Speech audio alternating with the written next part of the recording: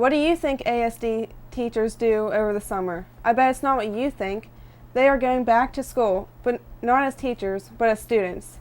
Education Today starts now.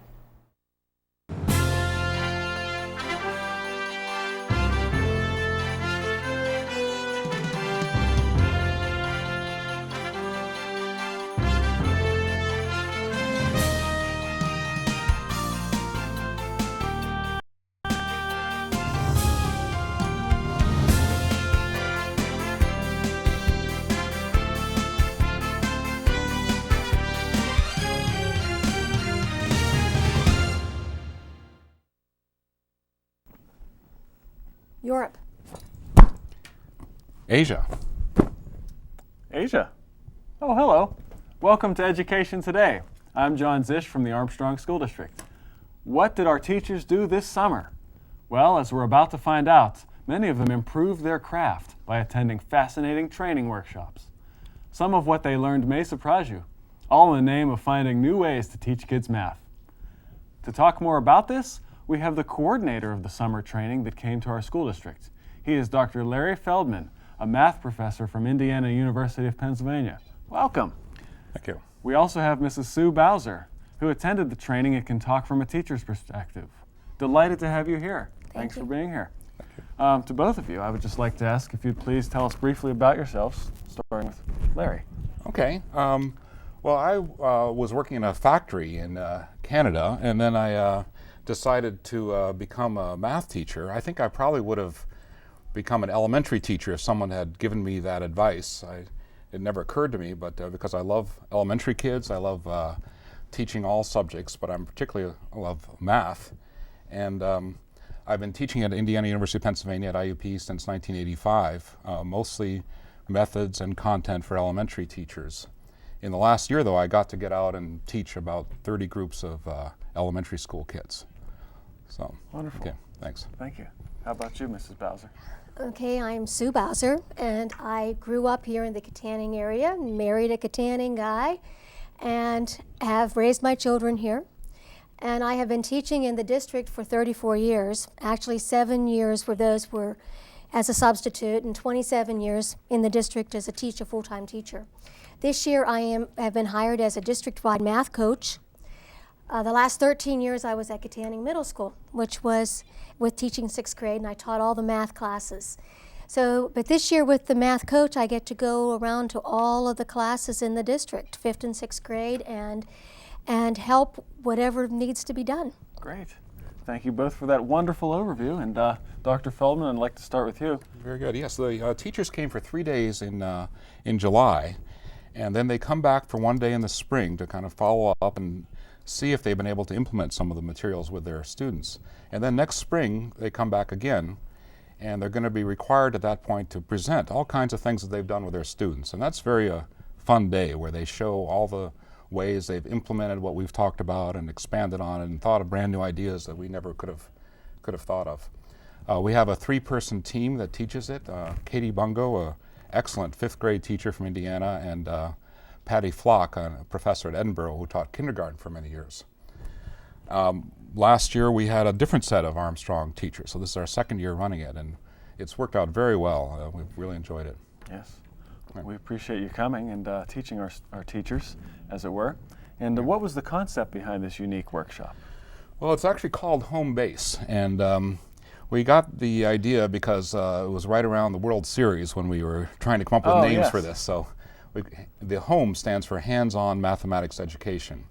And our belief is that with all the high-stakes tests that are here, the PSSA, that there's so much pressure to do well on this one test that comes in the spring, that teachers oftentimes will say, well, we just don't have time to do anything fun or creative with students. We have to focus on just drill and skill. Drill and skill, that's right. And so our belief is that you can have hands-on fun activities that teach a lot of concepts through them. The students might come home and say, we didn't have math class today, right? Because they were doing something very, very fun. Yet the teacher knows better. The teacher knows that there's all kinds of activities that are taking place during that time. At the end of that, of course, you've got to make sure that the teacher links what's been done to the tests at the end. So we make sure that it's not just a fun activity, but that activity is then linked to the test, and that it'll improve their math scores on the PSSAs.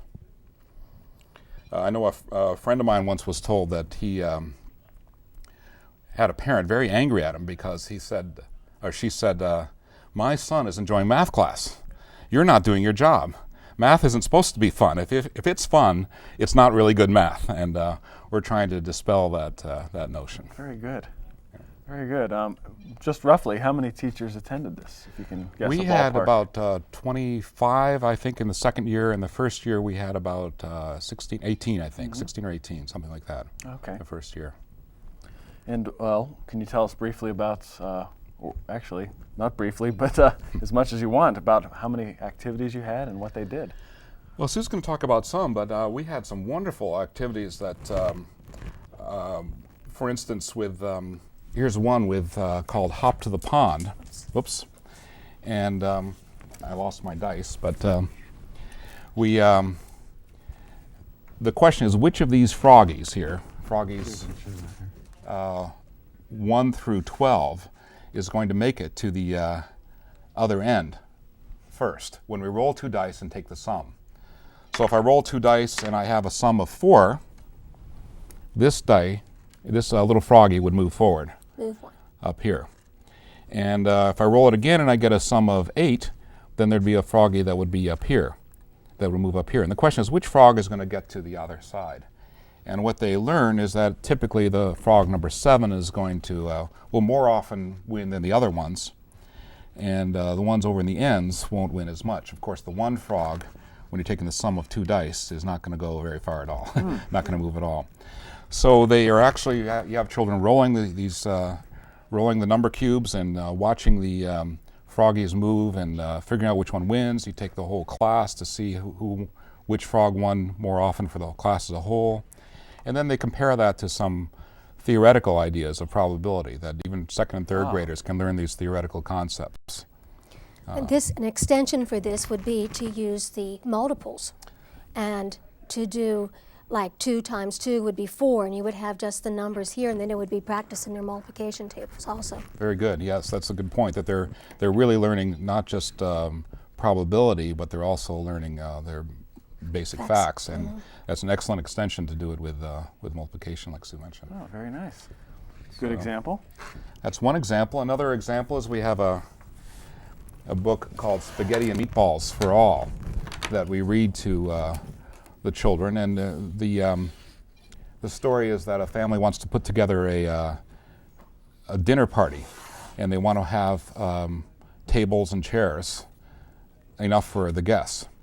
And the activities that we do are, we give children, and of course the teachers, because we believe that the teachers in our workshops have to do these activities themselves. We can't just have the teachers reading about these activities. They have to actually do them in order to really feel comfortable in doing it themselves. So there would be a situation where you have 6 tables, and Sue's showing each one of those little cubes would represent a person. So the question is, with 6 tables arranged that way, how many people could you invite to your party? And so how many is it? Let me do a little math quiz here for our moderator. Okay, we have 6 tables. Yes. How much does each table seat? Well, each table would seat just Gets to be one this. person. Okay, well, let's see. 14. 14, very good. So what the informal understanding of this is that this is tables and people, but the formal definition is we're talking about perimeter and area. That the people around the edge correspond to the perimeter of that shape, and the tables correspond to the area. So they're learning a very important concept about the difference between perimeter and area, and how, look what we have now with the same area. This has 6 tables, just as before we had 6 tables. Before we had 14 people, or a perimeter of 14. Look how many we have now. 10. Right, so we have the same area, but a different perimeter. And this is a concept that's very difficult for children, but we're just showing you a little part of this, but there's all kinds of activities we have with this environment where they explore different where you hold the perimeter constant and you change the area. You hold the area constant and you change the perimeter. And so they really understand the concept of perimeter and area much better after going through this activity. Wow. And they enjoy hearing the story. It's really a fun story, funny story too at the same time. It's a good tie-in between literature and math, too. Right. Yes. There's a lot of books out there, the storybooks that you can use with literature, the literature books that you use with math.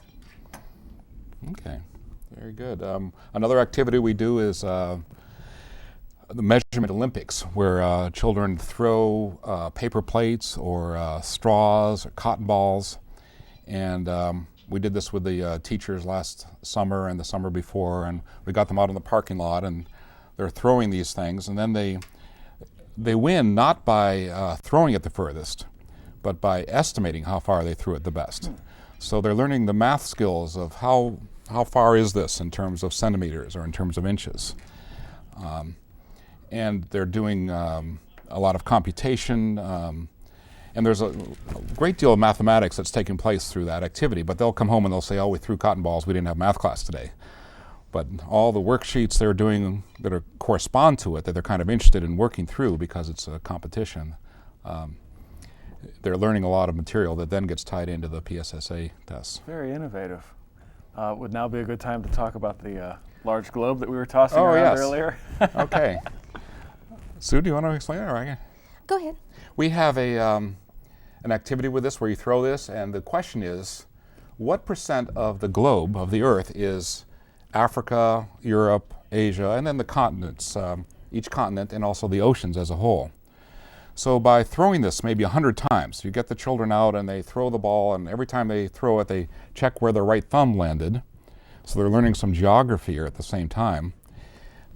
We record where it landed. And then we use that to go through ratio and proportion to figure out what percent of the Earth is each of the continents and the oceans based on our simulation. And then you compare that to the true amounts taken from an almanac or from the web, and you see how close our estimation was, and they're doing some very sophisticated mathematical work with figuring out the how close they are to the what percent off they are for each continent and each and the oceans. Wow.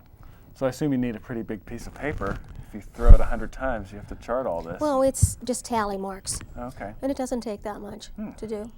All right, that's the thing. Actually, a lot of these the data collection activities don't take that long. You know, they take maybe this might take 10 minutes, and then you can do all kinds of activities. And then again, that's the thing the student will remember. We tossed a globe today. We didn't do math. They forget about all the graphing they did with it, all the computations they had to do, and all the geography that they learned also. Wonderful.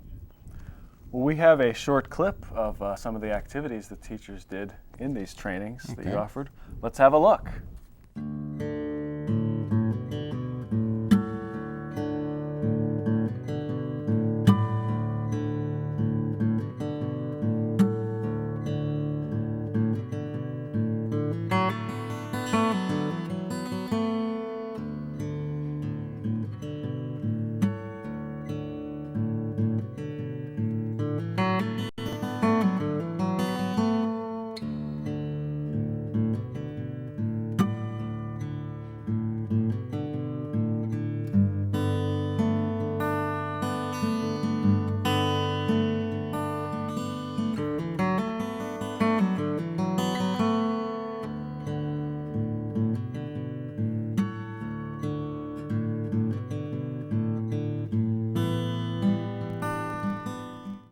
Okay, we're back with Armstrong School District's Education Today. My guests are Dr. Larry Feldman from IUP and Mrs. Sue Bowser from Armstrong School District.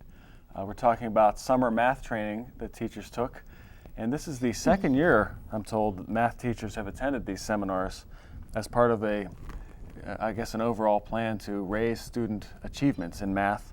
And I'm told from Mr. Larry Robb, who is Armstrong School District's K-12 math coordinator, that student test scores have been steadily increasing, and he says in part it's because of seminars like these. Now we'll turn over to you, Mrs. Bowser. I was wondering if you could please tell us from a teacher's perspective what you got out of the seminar that you attended. I got a lot of activities. I have changed my way of teaching in the last 6 or 7 years to include activities and bring the connection to what they are doing, to help them make the connection. And I like to go to things where I can take home things I can use with the students. One of the things is, are you a square? And it is that they decide whether they could make a square, their body, stretching their arms, and their height and their arms, see if they would make a square or a rectangle. And I've learned to expand it, like last year with the Super Bowl, and with the Steelers, everything Steeler mania going on. We talked about T-shirts, to buy it from all these different stores and the percentage off and on sale and everything, and it brings them, makes it more real. And that's a good application. My kids know that I am a shopper. So I would bring in clothes that I bought for my grandson, and I'd show them these outfits, and I'd say, then I got these at Boscov's, and they were on sale, and whenever they did the register roulette, it was double the amount to sell off, and we figured it all out. Another thing was Kleenexes. They were having troubles thinking of ounces, so I brought in boxes of Kleenexes, and I set them up, and then we figured out the price per tissue and what would be the best price. So using these type of classes has made me realize, and of course we expand it, we use it do the box and whisker, stem and leaf, we do all the different graphing we can with each of these ideas. Now, go ahead. Just the idea that math is all around us, right? That we don't have to make up all kinds of strange problems about trains going the wrong way and all that we can use real things that people are interested in that are everywhere around us. I'm sure you remember some of those awful problems. Some memories right. there, yeah. Right. Yeah, so those are great things you mentioned there. Yeah. Now, at this particular summer training that happened in July, Dr. Larry Feldman presented, did you have a favorite activity? Actually, I didn't attend this last one. I attended last summer, the summer before. And I also attended one when it was sequel up at IUP, and I traveled up there, and that was 2002 when I traveled for it. And one of the things I did was Mini-Me, and the kids loved that. Mini-Me and Maxi-Me. And students have a hard time knowing proportion and figuring out things that are models and the proportion of it. So what I did is I put them into groups of 2, and then they had to measure all their head and their ears and their nose and their eyes and their shoulder width and everything, and then they would do it a proportional drawing of themselves. So that's how we get the Mini-Me. And I found out the centimeters worked the best, so it was like 1 centimeter to 4 centimeters. So they would figure out then that, okay, their Mini-Me is 1/4 their size. And I always would throw in one that was 2 centimeters to 1, so we'd have a Maxi-Me. And then I put them up in the hall. This is where I taught, in this building, so we would put them up in the hall and and share them with everyone. How about some of your colleagues that you've talked to? Which activities do they enjoy from these seminars? There's a lot of things that they've been using. My sister-in-law teaches at Katanning Senior High, and she mentioned that she uses a lot of the sequel things because she went to the sequel and we broke up into 2 groups, the high school and the elementary. And she said it's a sequel activity I was using. So I know they're being used throughout the district. That was just going to lead to my next question. You may have answered some of it, but how might you use some of your activities in class? I'm always coming up with things. I'll decide, oh, right, they didn't understand that.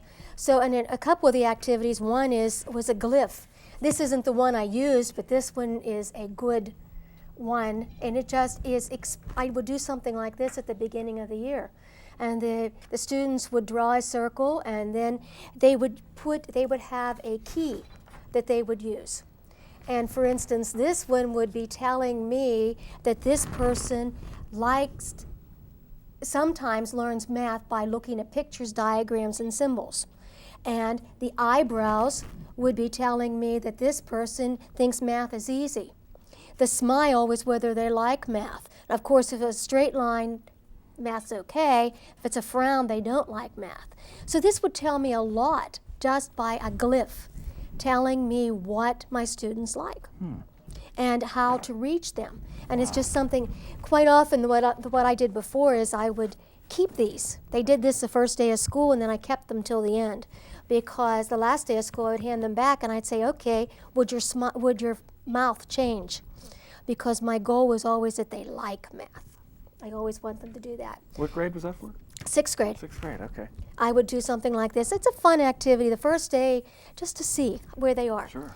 Another thing is this is a rosemary circle. And it started out with a circle, and this could be a culmination for geometry. And they would fold this. I would direct them to how to fold it. And they could fold this first of all, and they would get their equilateral triangle and fold it this way, and they would have a trapezoid. Here they would have a rhombus or a parallelogram. They'd go back to their equilateral triangle. Then another way of folding it would be to fold these to the center, and they would have the different shapes that we would end up with.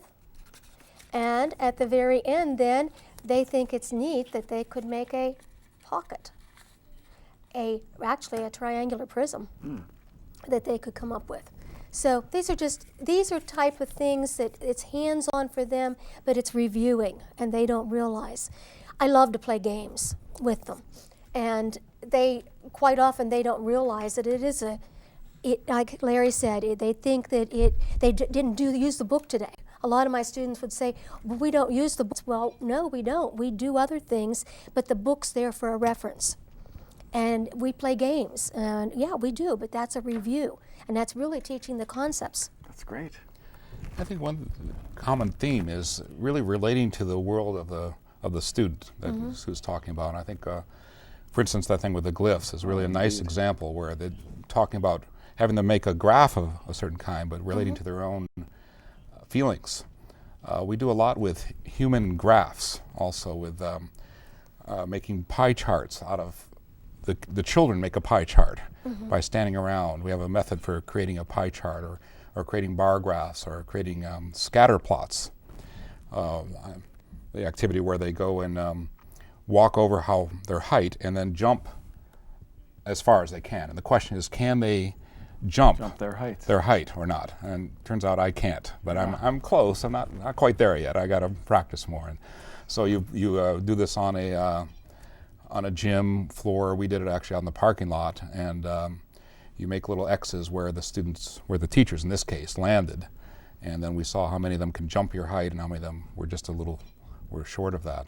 But then we can talk about the whole concept of a scatter plot, which is such an important mathematical concept, by having to be created by the children themselves, which is much more powerful than seeing something in a book that's unrelated to their world. And it's good that the children can move into box and whisker. You can do the circle graph, a pie graph, like he said, by putting them in a straight line and then just having them move into a circle. And with string, it would go into a pie graph. And they can see that concept then of how they do the percentages. Wonderful. We're going to take a short break. This is Armstrong School District's Education Today. More than 100 academic majors. More than 230 clubs and organizations. Great things happen here every day. There are students just like you right here. There are also people who aren't anything like you from many walks of life and from all around the world. At IUP, it's all about having choices. Indiana University of Pennsylvania, the perfect fit. We're back with Armstrong School District's Education Today. My guests today are Dr. Larry Feldman from IUP and Mrs. Sue Bowser, a math coach here at Armstrong School District. Mrs. Bowser, have we seen any response from students yet who are learning these in their classrooms?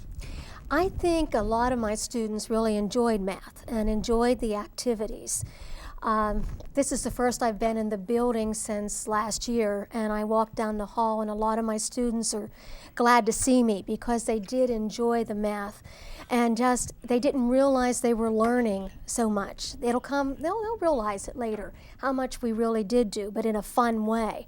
And I can see it now. I'm starting as a math coach. I've been going into classrooms throughout the district, and it's nice to be able to share some of these things.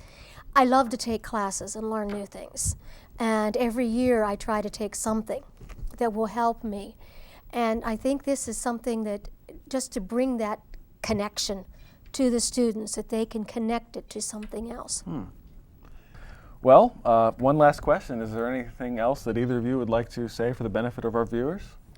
I'd just like to say how impressed I am with the Armstrong School District teachers I've come into contact with. They're so creative and so willing to try things. And Larry Robb and Barb Carnahan have really been a big help in getting this off the ground. They're excellent educators, and I'm really glad to see that Sue is now being a math coach, because she'll make a big difference. That's great. So that's Okay. what I want to say, except see if you can catch this and tell me what continent it is. Oh, wonderful. Well, that's our show for today. I hope our viewers enjoyed our journey through Armstrong School District summer math workshops. I'd like to thank both of you, Dr. Larry Feldman and Mrs. Sue Bowser, for generously giving of your time and joining us. A big thanks also to the TV students of Katanning High School, led by Mr. Ed Bauer. They were our film crew today. Please join us again next week for another look at the Armstrong School District. Visit our website for updated information about the district, and have a great week.